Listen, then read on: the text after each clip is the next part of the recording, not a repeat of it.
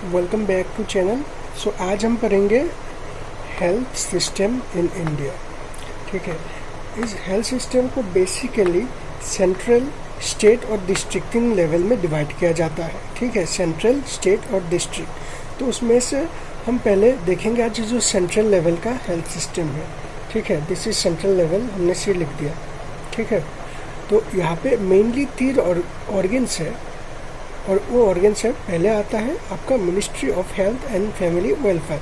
ठीक है, फिर आता है directorate general of the health. ठीक है, उसके बाद आता है central council of health and family welfare. Basically this 3 are the main organs. ठीक है, अब उन ऑर्गन्स में चलिए आपके पहले देखते हैं। जो उन ऑर्गन्स में पहले हम MOHFW को पहले सेपरेटली देख लेते हैं। तो MOHFW जो है वो है, वहाँ पे बेसिकली 2 डिपार्टमेंट होता है। एक होता है डिपार्टमेंट ऑफ हेल्थ, एक होता है department of family welfare. Department of health में जो हेड होता है, ठीक है, वो होता है एग्जीक्यूटिव सेक्रेटरी टू गवर्नमेंट। ठीक है, उसके साथ जॉइंट सेक्रेटरी असिस्ट करते हैं। डिपार्टमेंट में डिप्टी सेक्रेटरी होते हैं और अदर एडमिनिस्ट्रेशन सर्विसेज से। ये जो है, ये जो हेल्थ वाला पोर्शन है वो गया। और फैमिली जो वेलफेयर पोर्शन है वहाँ पे हेड और लीड करता है basically secretary to the government ही लीड करता है। ठीक है, अब चलिए देखते हैं जो MOHFW है उसका फंक्शन क्या है। ठीक है, सो बेसिकली MOHFW का जो फंक्शन है उसमें 2 लिस्ट आता है। एक है यूनियन लिस्ट, दूसरा है कंकरेंट लिस्ट। यूनियन लिस्ट का जो फंक्शन में उसमें आ जाता है इंटरनेशनल हेल्थ रिलेशन जो है, उसके साथ जो क्वारंटाइन प्रोसेस वगैरह का एडमिनिस्ट्रेशन है वो देखना होता है। उसके बाद होता है एडमिनिस्ट्रेशन ऑफ सेंट्रल इंस्टीट्यूट, जो सेंट्रली एडेड इंस्टीट्यूट है उनको एडमिनिस्ट्रेट करना पड़ता है। Promotion of research through centres, it's research centres. Okay, मतलब जो रिसर्च है उसे प्रमोट करता है। Regulation and development of profession मतलब मेडिकल रिलेटेड जितना भी हो गया, मेडिकल हो गया, नर्सिंग हो गया, डेंटल हो गया, सब profession. Regulation and development of profession. Drug standard maintain करना, census, regulation of labour in mines. ठीक है, मतलब जो ऑक्यूपेशनल हेल्थ वगैरह का थोड़ा देखभाल।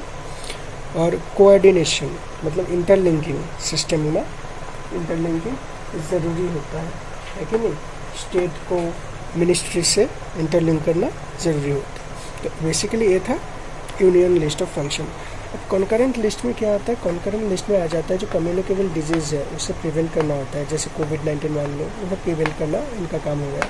तो इसलिए जो हम देखते हैं डेटा कोविड-19 का कहाँ पे देखते हैं? Ministry of health and family welfare के वेबसाइट में।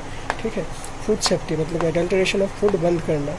Control of drugs and poison, कि ड्रग का जो सेलिंग है उसको कंट्रोल में आए, कुछ भी ड्रग कुछ विदाउट प्रेस्क्रिप्शन ना बिके, कुछ भी पॉइजन कहीं पे भी ना बिके। फैमिली प्लानिंग, वाइटल स्टैटिस्टिक्स और लेबर वेलफेयर। तो बेसिकली ये था MOHFW का काम। ठीक है,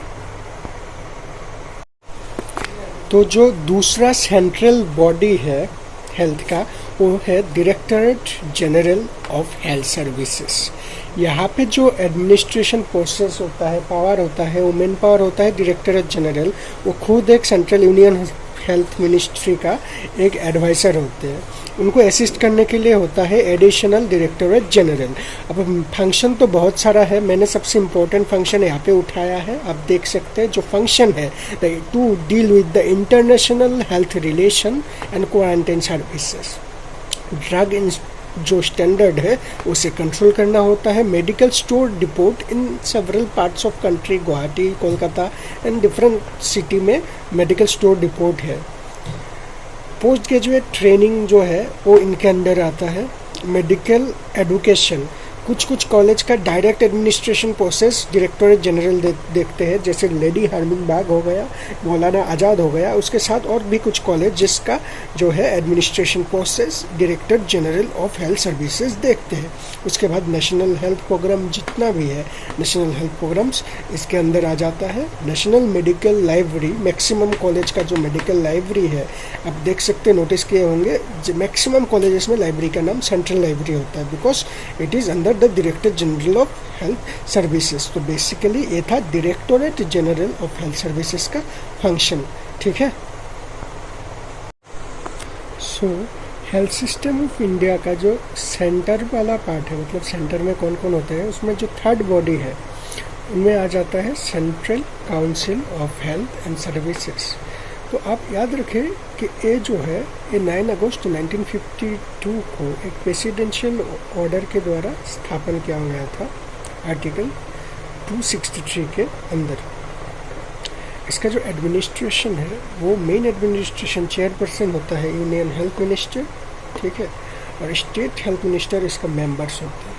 फंक्शन थोड़ा ब्रॉड फंक्शन है इसका। पहले तो पॉलिसी मेकिंग आ जाता है, और रिगार्डिंग हेल्थ फॉर ऑल जो है, हेल्थ फॉर ऑल मतलब जितना भी सर्विसेज है आपका, एनवायरमेंटल हाइजीन हो गया, न्यूट्रिशन हो गया, एजुकेशन हो गया, तो उस सबका प्रमोशन इसके अंदर आ जाता है। The proposal of activity of medical and public health matters, it is the second person. Different health matter में जो है एक्टिविटी प्रपोज कर सकते हैं। रिकमेंडेशन, सेंट्रल बॉडी को रिकमेंड कर सकते हैं कि ये चीज़ अच्छा होगा, ये चीज़ ख़राब होगा, कुछ चेंजेस हो तो रिकमेंड कर सकते हैं। एंड क्या होता है, ये कुछ ऑर्गेनाइजेशन को प्रमोट करते हैं जो हेल्प करते हैं maintaining corporation between central and state. ठीक है।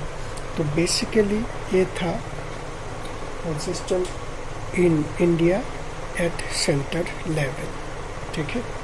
आई होप आप लोगों को अच्छा लगा होगा। धन्यवाद।